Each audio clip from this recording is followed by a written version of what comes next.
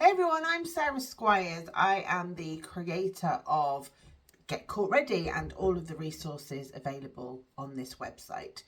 So you've just completed our free expert case assessment, and I want to talk you through why we ask those questions, what they mean, and how this can help you prepare for your family court case. So we asked 14 questions, and each one of those 14 questions tells us the sorts of behaviours that we could predict are going to come up from your ex in family court. And we're not going to go through that in the emails. What we're going to do is we're going to look at 4 key areas for them that give us a really good overall picture of their what triggers them and how that's going to impact your case. So we're looking at how we can predict how they're going to behave going forward, and that means that you can then plan a strategy around that. So the 4 areas that we're going to look at are stress integration. How do they cope with stress?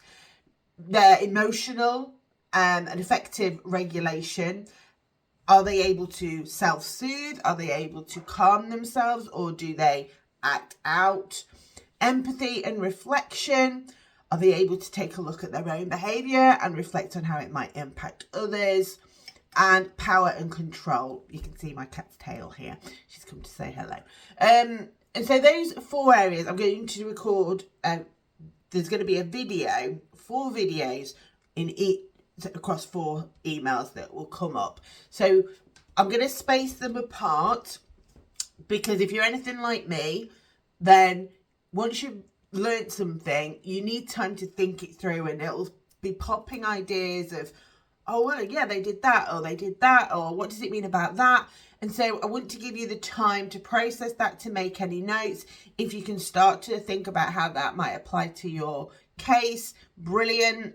If not, just give yourself the space to take on board whatever it is. They're not going to be long videos. This is not like, I'm not doing a big masterclass on this. This is just a brief cover of what those 4 key areas mean in regard to your ex and what to expect. And this is all based from your observations that you completed in the quiz. And as I say, this is all to help you predict. Because one of the big parts that I found with working with clients in family court is they're totally caught off guard. They don't know, they didn't see it coming. They didn't see the behaviours coming. And you might think that you totally do see what they're going to do, and that's fine.